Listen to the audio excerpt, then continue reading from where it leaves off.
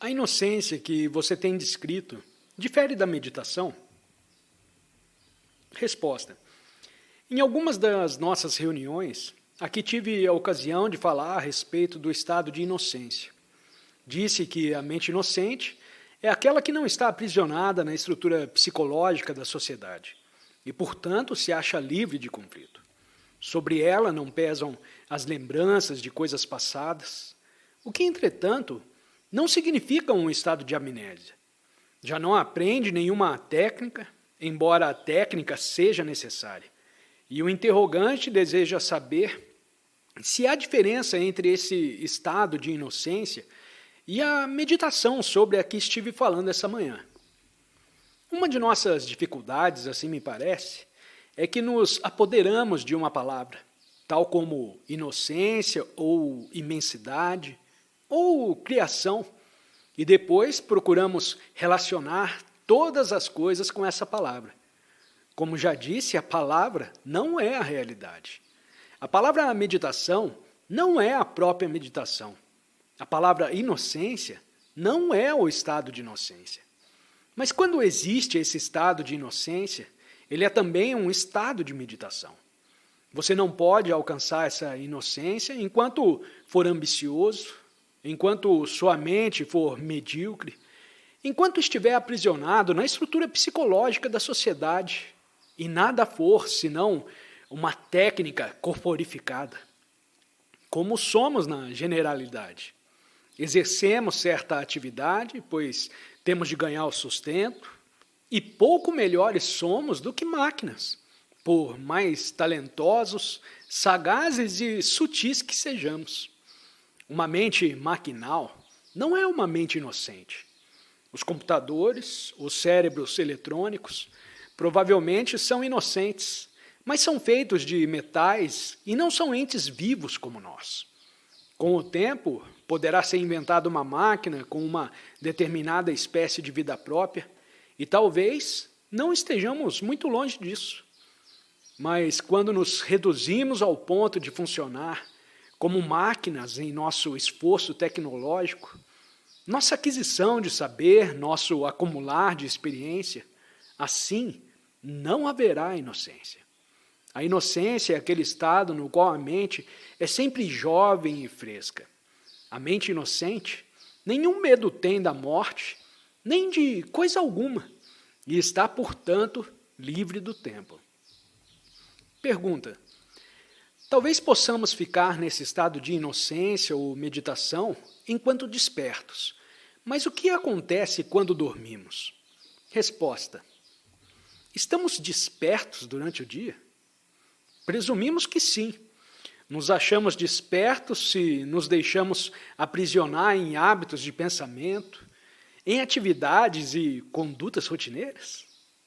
Se constantemente condena, compara, julga, avalia ou se considera como pertencente a uma certa raça, nacionalidade, cultura ou religião, você está desperto? Se o hábito te domina e, portanto, não se acha desperto durante o dia, o sono, nesse caso, é apenas uma continuação desse mesmo estado mental. Faz, então, muito pouca diferença se fisicamente está dormindo ou acordado. Você pode frequentar assiduamente a igreja, recitar orações ou cantar um mantra, como acontece na Índia, ou se entregar a qualquer das outras práticas, como habitualmente fazem as chamadas pessoas religiosas. Ou pode repetir chavões, como os políticos, ou contemplar a vida de um ponto de vista artístico. Mas constitui qualquer dessas coisas um estado de inteligência desperta? Encontrar-se nesse estado de inteligência desperta é ser a luz de si mesmo. Não se tem, então, nacionalidade, nem igreja e nem Deus. Não se depende da música, da pintura, da beleza das montanhas. Não se depende da família, do marido, da mulher e dos filhos. E quando, interiormente, uma pessoa se acha desperta, o que é então o sono? Que significação tem o sono quando tanto o consciente como o inconsciente se mantêm totalmente despertos? É a pessoa embotada, envolvida em conflito, que sonha. Os sonhos são apenas sugestões do inconsciente, nos conservando atentos durante o dia, tudo observando dentro e em redor de nós, mas não de um centro de julgamento ou condenação. Se assim nos achamos ao dormir, não sonhamos. Se quando está desperto, tomando um ônibus, ouvindo um concerto, passeando a sós, conversando com amigos, percebe de imediato e sem reação as suas sugestões ou mensagens do inconsciente. Se todas as coisas que se passam interior e exteriormente são de pronto observadas, reconhecidas e compreendidas, então, ao dormir, sua mente estará quieta. E porque está quieta, pode alcançar grandes profundidades. E verá que esse estado de profundo silêncio durante o sono traz frescor, purificação, e assim o dia seguinte é um dia diferente. Traz consigo algo novo. Mas tudo isso requer uma extraordinária percepção interior. Pergunta: há visões não condicionadas? Essas duas palavras não são contraditórias? O que está implicado na palavra visões e o que envolve o termo condicionado são coisas essencialmente diferentes. Como já expliquei, Senhor, nossa mente está condicionada e não podemos evitar os sermos condicionados. Desde a infância, ela é moldada pela educação no lar e também na escola e no colégio, e posteriormente continua a ser condicionada pela sociedade. Somos cristãos, judeus, hinduístas, comunistas e sabe Deus o que mais. Quaisquer visões que tenhamos hão de ser conformes com o nosso condicionamento religioso. E quanto mais requintado esse condicionamento, tanto mais requintadas as visões.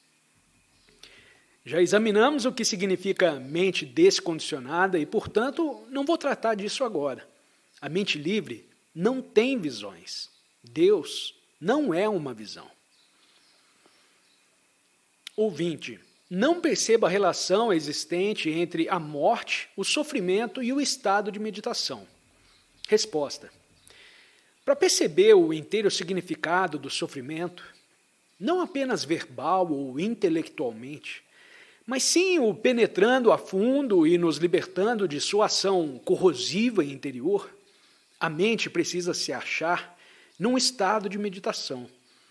Toda verdadeira investigação é um estado de meditação.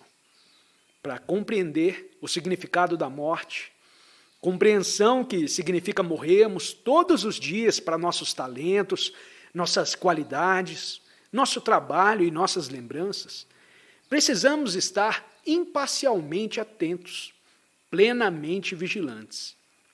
E esse estado de atenção pura é meditação. Não há diferença entre meditação e compreensão do sofrimento, porque a compreensão do sofrimento é o começo da meditação. Para poder ir muito mais longe na meditação, a mente deve estar livre de todos os liames psicológicos. Nesse estado de liberdade, há um movimento que não envolve distância nem tempo. E esse movimento é criação. Tudo isso faz parte da meditação. Pergunta: a atividade criadora das grandes artistas difere do movimento criador de que fala?